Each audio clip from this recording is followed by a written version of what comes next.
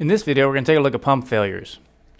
We're going to use a typical Centrimag system here and a classic ECMO circuit. Let's take a quick tour of the circuit. Here's our patient up here with a bag. Patient has the bag. Here's the venous line. The venous line with a blue stripe continues down here to the inlet of the pump. From the pump, it leaves the pump out the outlet of the pump and comes across to the oxygenator. It passes a flow probe, which is plugged into the top console. It's the only flow probe in our system today.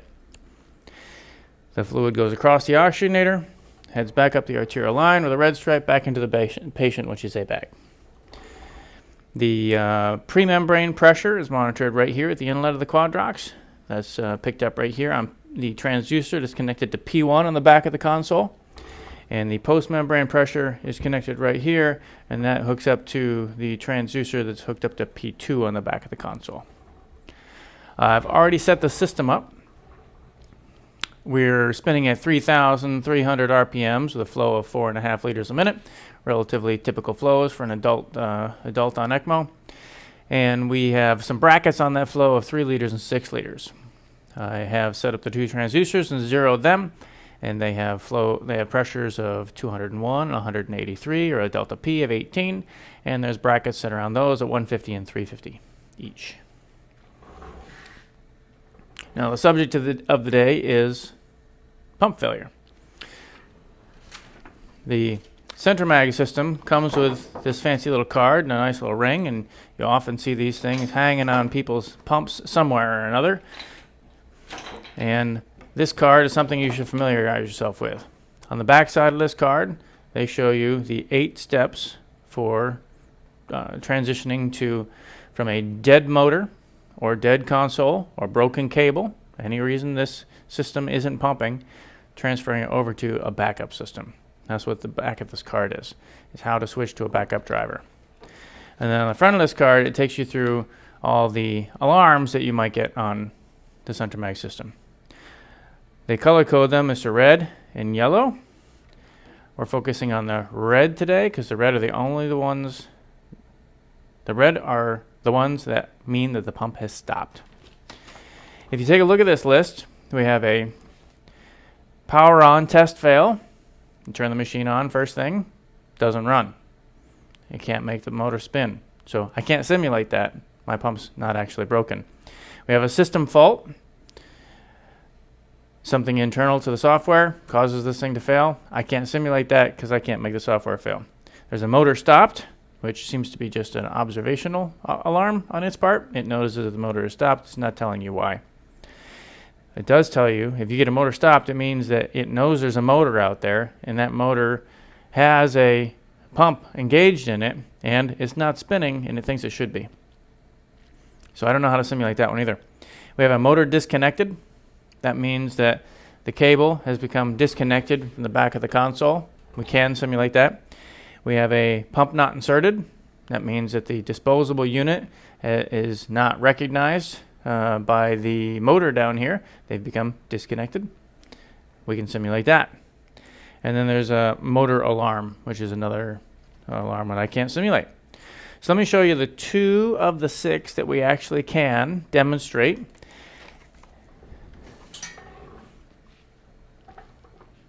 Let's do the pump not inserted. So this is spinning right now at 3,000 RPMs. If I simply loosen the screw, turn this in, and pull this out.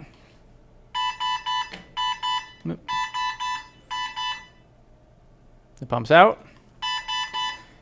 You got a red bar up here. Pump not inserted. Subsequently, there's also 3 yellow alarms down here. The flow, the pressure 1, and the pressure 2 are all unhappy because of the brackets that we set previously. We know those 3 yellow ones will go away if we just get some flow going again. So pump not inserted, it's red, calls our attention, pump's not running. The thing we want to reinforce in this video is anytime the pump's not running, we should get a clamp on this line. So that should have happened instantaneously. As fast as you can get a clamp on the line when you see a red line up there.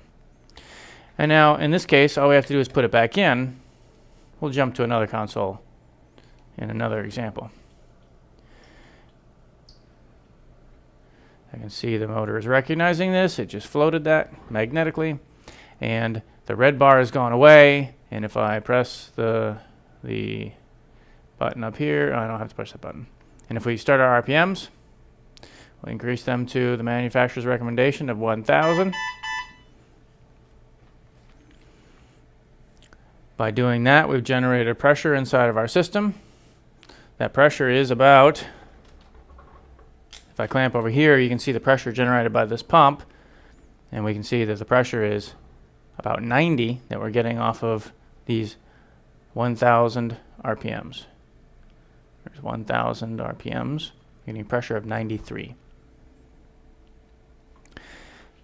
And with that, we have enough RPMs to overcome the height of our bag up there. The bag, I know from looking at this earlier, gives us a pressure of about 60. I can take this clamp off and we should have forward flow. So I can take off this clamp, and you can see we're generating a liter of forward flow. And as I increase the RPMs now, each of those yellow alarms should go away once I get within inside my brackets.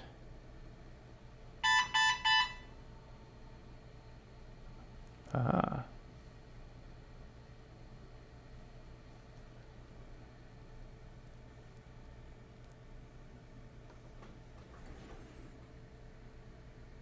There we go. That's the pump not inserted alarm. Let's take a look at the motor disconnected alarm. In motor disconnected, the alarm is telling us that the console doesn't see even a cable plugged into it. We can simulate that by just unplugging this cable. Now I've unplugged this cable. We have a red alarm, motor disconnected. Every red alarm gets a clamp because it means we're not pumping. Again, pressure 1, pressure 2, and flow are alarming because we've dropped below the limit because there's no flow. In this case, and if, as the instructions will tell you, if you're caring for a patient and you're to get this alarm, the first and easiest thing to do is look and see if the cable became unplugged. If it did, plug it back in, see if it works better. We're plugged in. The red light goes away. Now with the red light away, we can add 1,000 RPMs.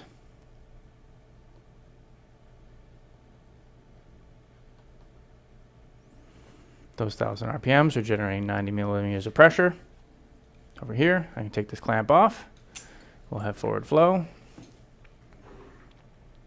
And I can continue to increase the RPMs back to my target flow of 4.5 liters.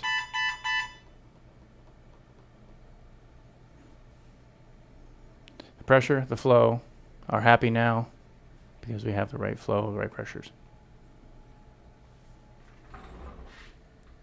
Okay, that's the standard stuff. Next, we want to move on to what we call jump the pump. Changing from this console to your backup console. If for any of those 6 reasons or more that the primary console that you're using fails to work, then you jump to the backup console. The Centrimag, because this motor creates a magnetic field that levitates the inside of the pump, we can't do that with a hand crank, so there's no hand crank for a Centrimag pump. The only backup to a Centrimag is another Centrimag. So we're going to jump the pump. Okay, so let's move on to the actual jump the pump. In this case, we have one of those 6 alarms, one of those 6 red alarms, and your primary console is not pumping. Keep in mind there are 3 components to that primary console. There's the motor itself down here, then there's the cable that goes up to the console, and then there's the console itself. There's plenty of case reports and the manufacturer's warnings about the cables themselves, and the cables become damaged and the pump stops pumping. Sometimes other warnings and alerts we have heard is pumps becoming decoupled, where the internal motor, the internal parts of the disposable pump are not spinning in synchrony with the motor out here. So if your console, the internal systems, whatever the heck is inside that gray box up there, if they fail, might not pump. The cable gets damaged, might not pump. The motor itself fails, might not pump. There would also be a disposable failure out here, but that's not necessarily going to be determined electronically. It's only going to be able to figure that out through some other, and perhaps some of these other 4 alarms that I can't generate for you. They might detect that. But if it's a hardware problem and not a disposable problem, this is what we want to do. Now, when I teach this, I have to simulate a pump failure. And in simulating a pump failure, I have to do something that's a little bit artificial. So usually I wait till the learner is a little bit busy, and I just walk over and I unplug this thing and drop it and say, you have a pump failure. If I don't say anything, then I hope that they recognize the alarm, read the screen, see the red box, and I want to see their immediate and correct action. The very first thing we want them to do is put a clamp on the line. We can put it here, we can put it anywhere. Now, in this case, we have a motor disconnected, and if I tell them part of the sequence, the scenario here is that we're going to do a console change, they can't just plug this back in, then they need to start taking those steps. So step number 1, get that bottom pump turned on. So I'm going to reach in here, and push this green button. I can hear the fan coming on. It's going to take a moment to boot up. In the meantime, I could be doing something else, but let me talk to you instead. If the console fails, then all of its electronics are not going to work for you.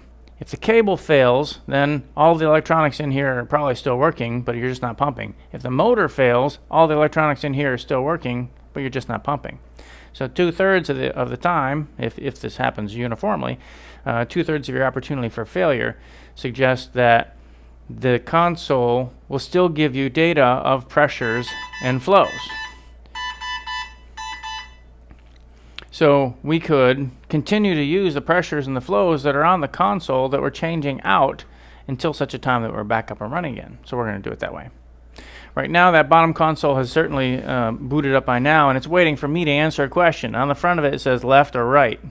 I'm going to pick right, so when it comes up here, it's a different color than the one that's already there.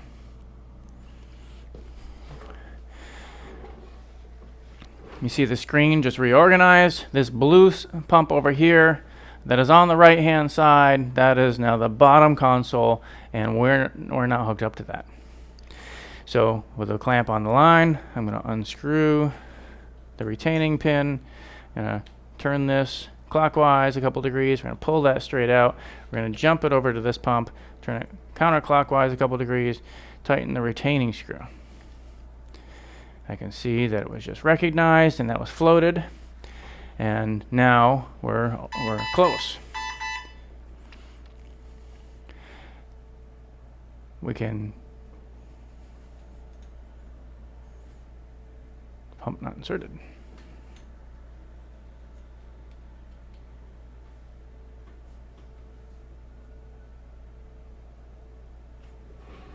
Oh, I'm going to clear it over here. Now that we have 2 pumps, this set of buttons goes with that pump. This set of buttons goes with that pump. And a moment ago, when I wanted that red light bar to go away, I pressed the nearest button. But that wasn't going to clear an alarm on this pump over here. So that one was going to clear this one is going to clear that one. These are running the bottom. These are running the top. Okay, so that's in there. It has recognized it, and what it's complaining about is the flow sensor is disconnected. We know that. We only have one flow sensor in the system, and it's plugged in at the top. So we're going to generate some flow, turn on the RPMs, bring them up to 1,000 RPMs, because the manufacturer says so, because that gives us 90 millimeters of pressure over here. If I take this off, we're going to have some flow. We have flow that we're still measuring on the old console, and we're simulating this as if perhaps just the motor died or the cable got damaged, and this thing's still able to monitor flow and pressure even though the motor is disconnected. So let's bring our flow up.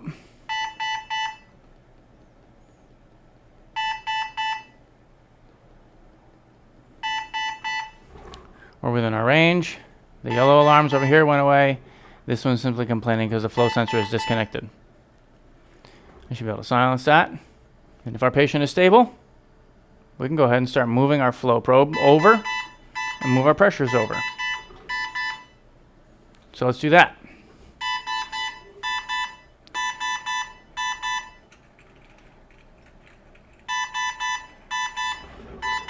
I'm unscrewing the flow probe. Pull it straight out. Move it down. Plug it into the bottom.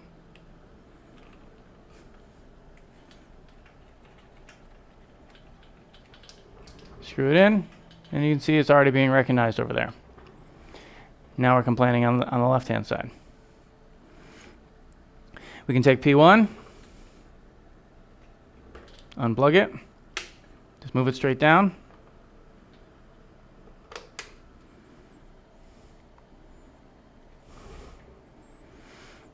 And why don't we do P2 at the same time? Unplug it, move it straight down. Now everything's gone over here. We could turn that pump off and press the green button and it'll go away. Notice that when you turn off one of these consoles, when you previously had two, and one of them disappears, the screen is not really sure what to do with the extra real estate, and it's asking us, it says console disconnected, please confirm its removal. And that is this arrow right here, confirm removal. And now it's going to dedicate all of the screen to the new bottom pump, which I selected as R, and that's why it's blue. If we want to change that later, we can go into the system and do that. First, let's get these things cal'd. So we're going to open this to air, off to the circuit, remove the cap, keep the cap sterile, remove the cap, keep that cap sterile. Go into the menu system. Now I can use this side again. I turned off the other one, so both of these sets of buttons are running the one pump that's on the bottom. I'm going to go into the menu system here for pressure menu. I'm going to enter that. And I'm going to come down to one step to pressure calibration. I'm going to do new. I'm going to hit P1 and P2 at the same time. They're both going to flash and should come back with 0 pressure. Great. I'm going to turn them on. See that we're reading pressure. And step down in our system to P1 alert. Move that up to maybe 150. Step down to P1 max. Turn that up to 350. P2 minimum. We'll also do about 150. P2 maximum. Push that up to 350.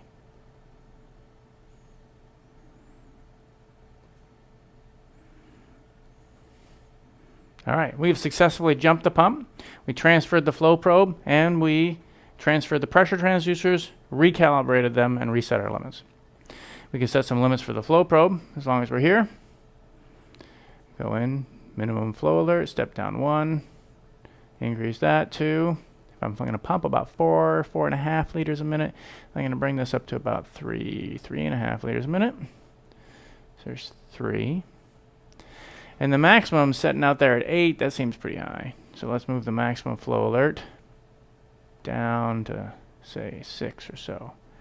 You can get some tight brackets on this so if the pump calls, gets our attention and brings us back to it sooner as opposed to later. Very good. Now if you wanted to change your screen back to red, I think we go into the extended menu, enter that. And let's start stepping our way down here. Pressure, speed, flow, limit, flow recorded, support type, R or L. If we change this to L, the screen's going to turn red. And now we can get out of here.